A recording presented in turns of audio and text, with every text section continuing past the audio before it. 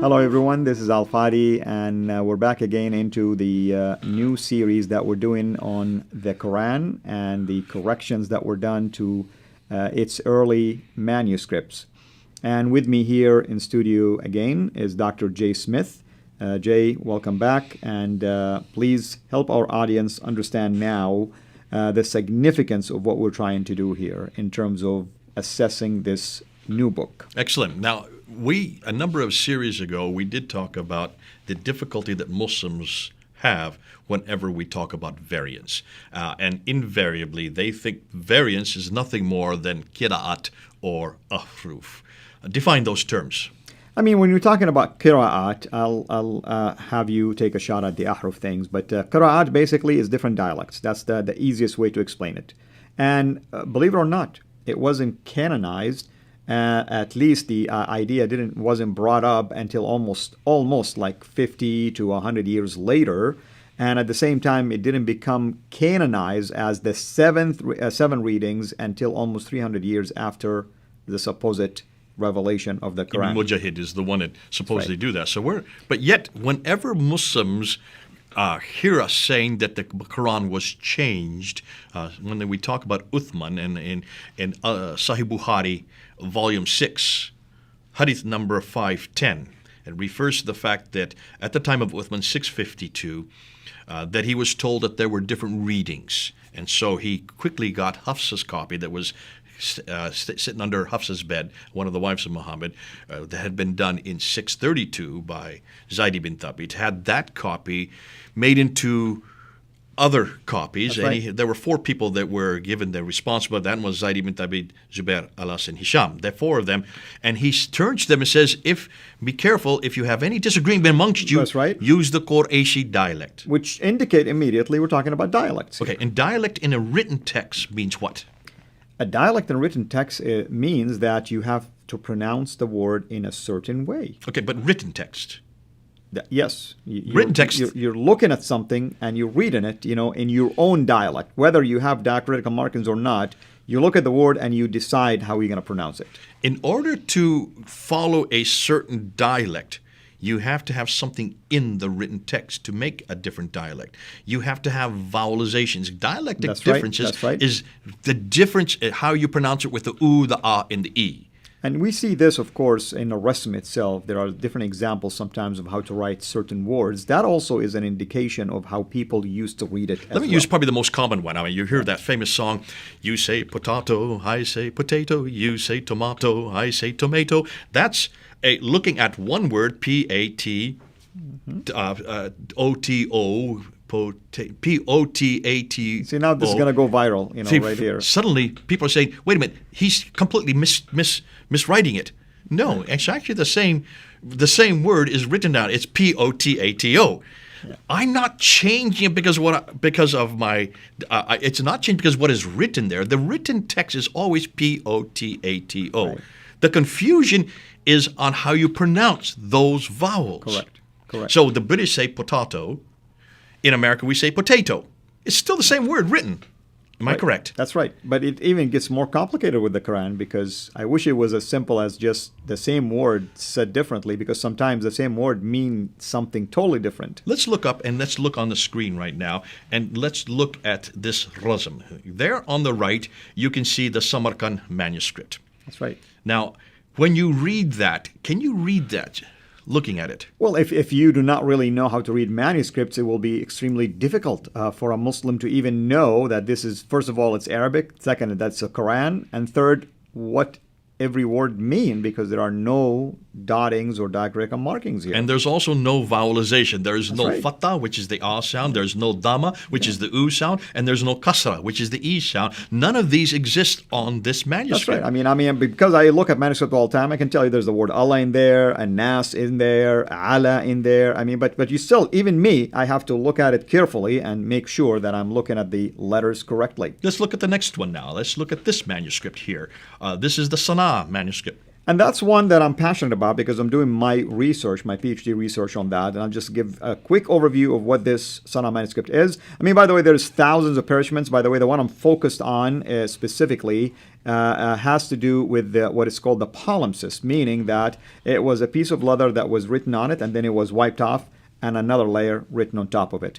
Now, the scholars want to argue that the difference in time between the two layers, the lower layer and upper layer, has been 50 years. I would argue that that's not the case. It was almost instantaneously, within Because a why very would you small- wash off something and write over top? That's right. That's right. Why would you do it? Well, the reason is because you either made a mistake or you've changed it or you've seen something Or different. receive instructions, that you have to make some changes to match a standardized reading. Absolutely. Now, take a look at this. Are there any dots in that script that you can see there? Not at all. And this one is even more complex, by the way. This is kind of like an example of the Hijazi, the Mail, style of writing. Okay, can you see the letters are slightly slanted to the right? Correct. And ma'il means slanted. That's right. That's in Arabic, Mail, meaning something slanted. So here's a sana. This would be actually an older script, would it not, what you're looking at? That is correct. That is correct. I mean, actually, a rule of thumb, a Hijazi is older than a Kufi, That's why when somebody tells me the Samarkand is an older manuscript or one of the oldest, I would laugh. I'd say, no, that's a Kufi, meaning it's at least 8th century. Okay, and the date that has been given to this by the scholars who have looked at it is 705. That's the upper layer. That's right. The palimpsest, there's actually a lower layer, not on this particular page, Correct. but we have done that in our other episodes. We have looked by using ultraviolet light. You can That's actually right. separate the two layers, and the That lower is layer correct. would be And I'm higher. doing a study already on the upper layer right And now. this is part of your doctoral thesis right That's now. right. So we're getting into your area. You could go on for hours on this. But let's now look at one more slide. Take a look at this one here. This is from the Topkapi, probably the most famous manuscript. Let's just go back and forth. Look at what we just looked at there. Look at the script there, and now look at the script here. Can you tell there's two different scripts here? Yes, the style of writing, that's number one. Number two, I can see some illumination or some separation, as you see in the bottom, decoration, if you wish. And then we see dottings. Dottings, but the dottings are a different color, Correct. which means they are added at a later date.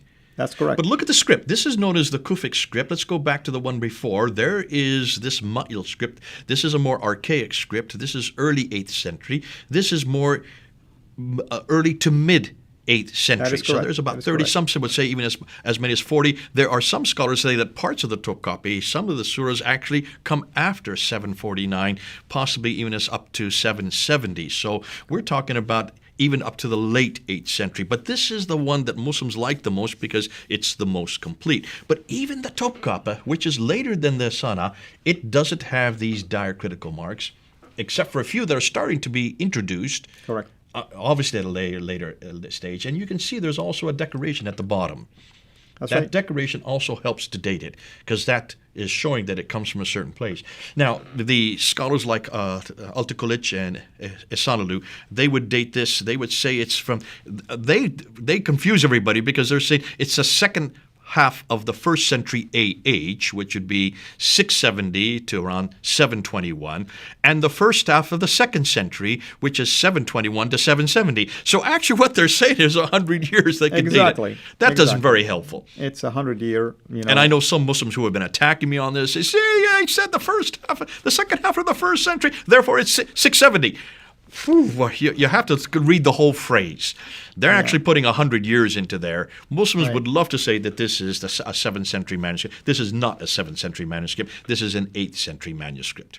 Nonetheless, can you still see, even by the early to the mid-8th century, there still really is no canonization of any diacritical marks and of any vowelizations. In fact, that's I don't. right. Do you see any dhamma, kasra, or fatha there? Not at all. No. So they Yeah. still they haven't It's introduced. the dotting system that began to help with that. Okay, we'll get to as to why this. Let me show you another one now. This is a Shiite Quran, and here you can see the early Shiite Quran. And, this is known as Ali's Mus'haf Quran. Ali, that's right, Mus'haf yeah. Ali, who is the fourth caliph, That's right. and no diacritical marks, and certainly no vowelization. Why is this important? Let's look at the next slide. Take a look at those letters. What are these letters?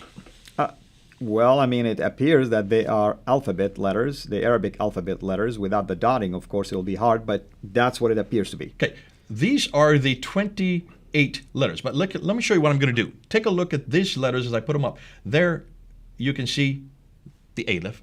Why don't you just read each one as I put each one The up? first one is the alif, the first letter. And the second one I put up? Kaf, Okay, and the third one?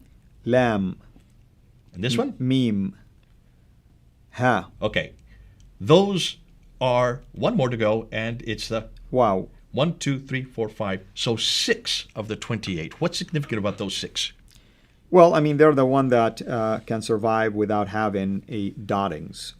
to They are distinguish them. unique letters. That's right. They need no dottings. In every case, whenever you have an aleph, it's always an aleph. Whenever you have a kaf, it's always a kaf, or lam, or mim, or ha, or wow. That's right. The other 22 require dottings. Which right? mean the letter itself can change. Okay, let's do that. Let's now look at this smiley face. All right? As I put up the dots now, we're going to put up a number of dots because that smiley face could be one of 5 letters, couldn't it? And nobody knows it's a letter until you start putting dottings, actually. Okay, there's the first one there. That will be a noon, for instance. Okay, what's that? Ta, Okay, what's that? tha, So already we've got 3 different letters. in one look. Nun, One ta, rasm, and tha. basically. All right? The smiley face is a rasm. Now let's go. What about this one? Ba, And this? yeah. Okay, so 2 5. more with Yeah. the dots below the smiley face. That's right. All right, now let's do this. Ready? Real quick. Noon, ta, tha, ba, yeah. The Can you same see? rasm, by the way. This is one rasm, one harf, one letter. Imagine now you repeat it in a word Okay, multiple times. without those dots, it's just a smiley face. And it's open for so many ways to read So it. there's 5 different letters that could come from just that one. And we see evidence of that. Okay, now let's do one step further. Let's look at 3 smiley faces together in the upper right-hand corner. You can see there's just 1, 2, 3. What would happen if we were to put dots above and below the line of those 3? You'll be surprised what might happen. I mean, you have right here a handful of them. It can change the meaning. Look, one is bait, house. One is nabata, it sprouted. Bayit, stayed over.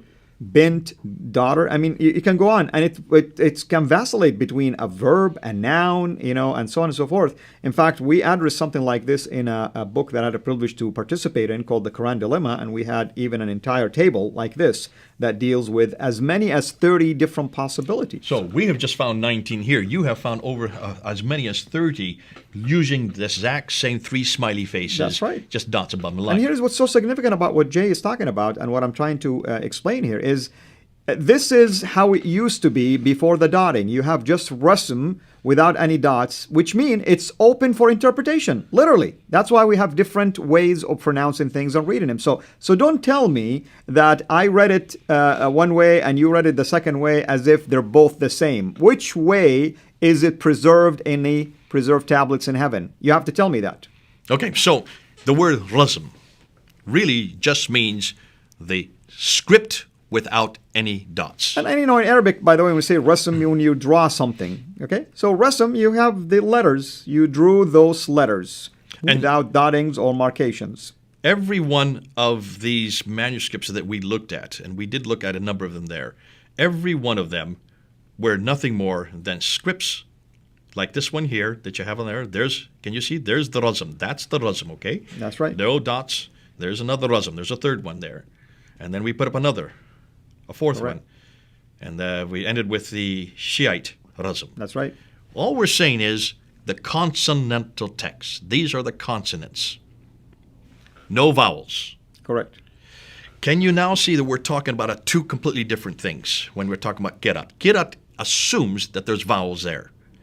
Qirat really zeroes in on those vowels. That is correct. And in fact, I mean, at some point in this series, or maybe after that, I told you that we want to give a teaser about the Sana manuscript to show just 1 or 2 examples of this and how devastating those changes can be. We're going to go and we're going to ask the question concerning the Qira'at that you can find, the different Qira'at schools that you can find in the world today.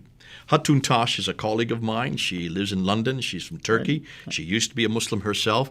She has taken it upon herself to try to find as many of these different Qira'at Qurans, different Qurans from different schools. And she has been able to find 31. I'm just going to put up on the graph, and let's just go look at it now. Let's look at just 23 of them.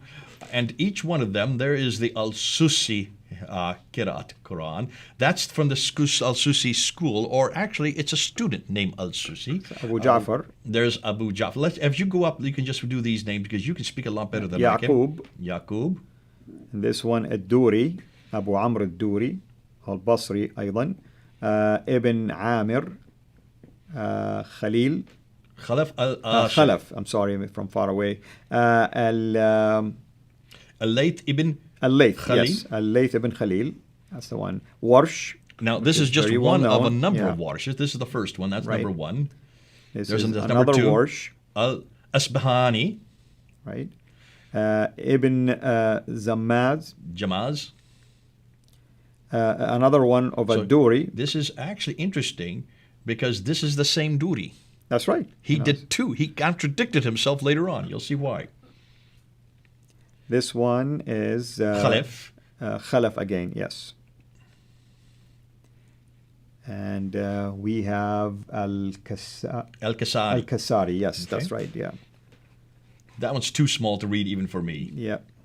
But can you see, I'm putting these up there. I'll go a little quicker now because so we don't run out of time. Again, it's kind of like small letters for us, so don't think like we don't know how to read the words, but they're just too tiny for us. I want to just show you, these are 23 that she has put up in this particular slide. And those are available, by the way, right? I mean, she found them in well, this is a photograph of the ones in her own library yeah. in London. That's right. This is what we have. Now, what I'm saying, where she found them, they were available. It's not like she went and got it from a museum. And we took these 23 down to Speaker's Corner and go up on Fander Films and just see what happened. That's when right. the Muslims, they went berserk. It's great if you go up on Fander Films and see how they try to grab them out of our hands But even why as did we they were go leaving. berserk? I thought they said it's just Qur'an. So what's the issue? They had no idea that there were these many differences because we were not just looking at the different Qurans and holding them up. We were actually comparing the Hafs, this one here, with every one of these other 22.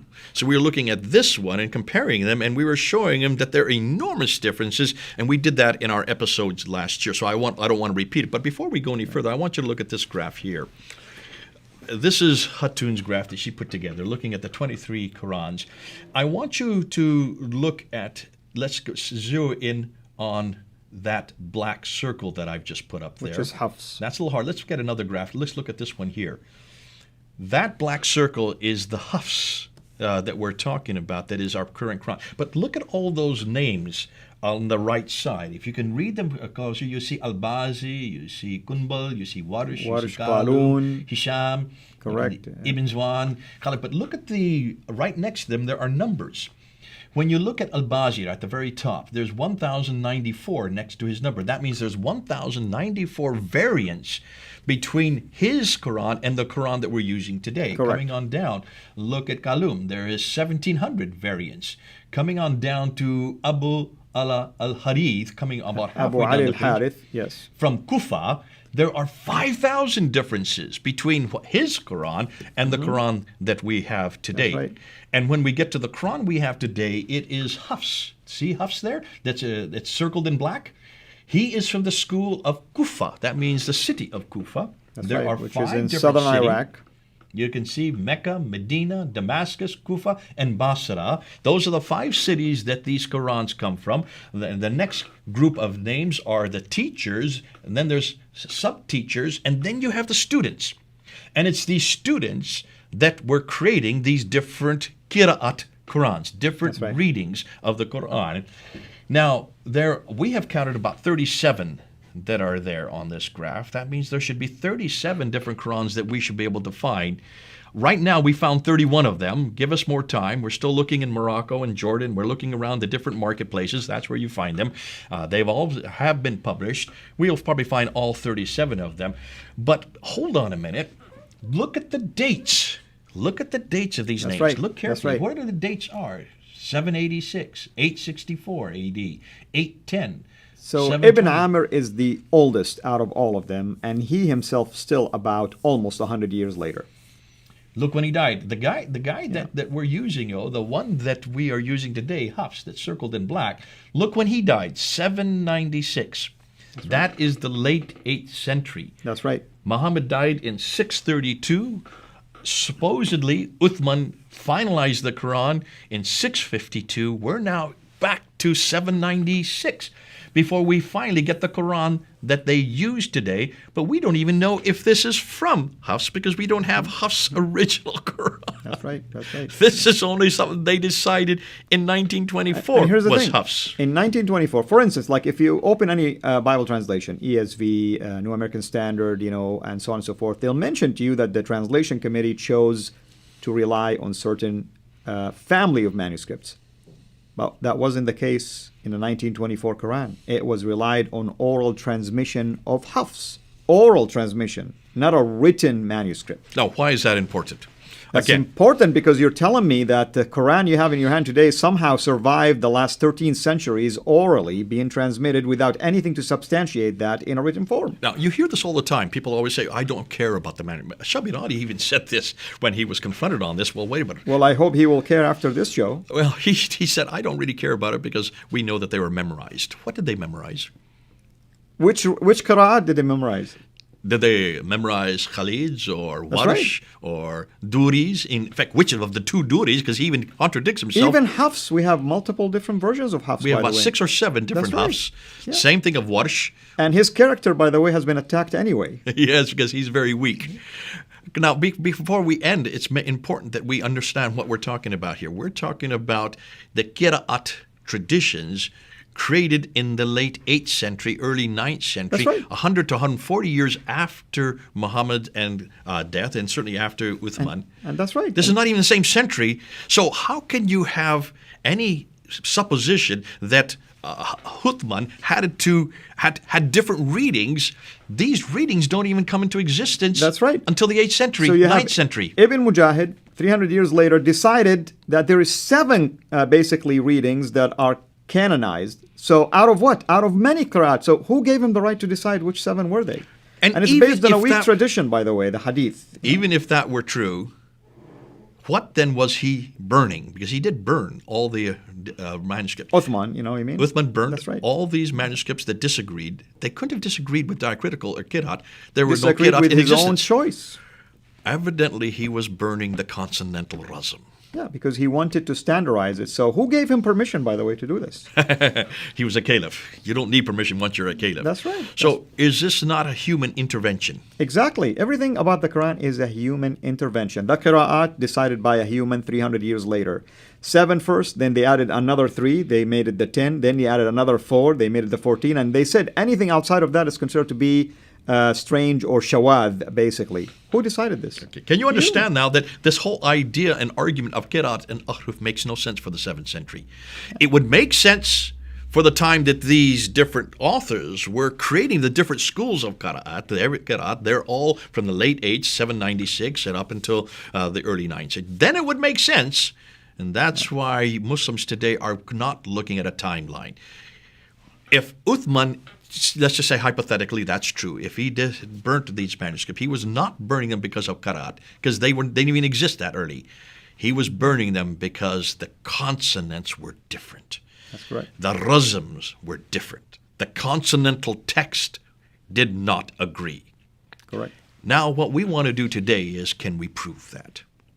And what we're going to be doing coming up in the next episodes is we're going to look at these differences. We're going to come back to this book. Once again, let us highlight this book by our dear brother Daniel Brubaker, and that's what we are going to invest the rest of this particular series on, taking a look at these examples one at a time so that we are highlighting to you what we mean by these corrections and also bringing them to the forefront as just a teaser, a taste of many of those thousands that we alluded to already.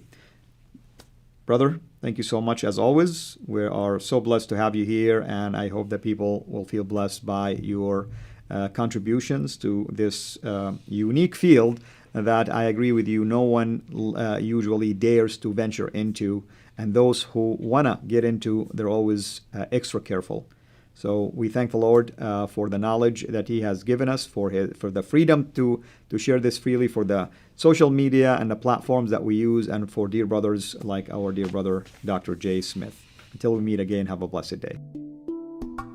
thanks for watching. Make sure to like and subscribe. Also, hit the bell so that you don't miss future videos. And please consider becoming a patron at patreon.com/Sira International. And together we can introduce Muslims to the gospel of Jesus Christ.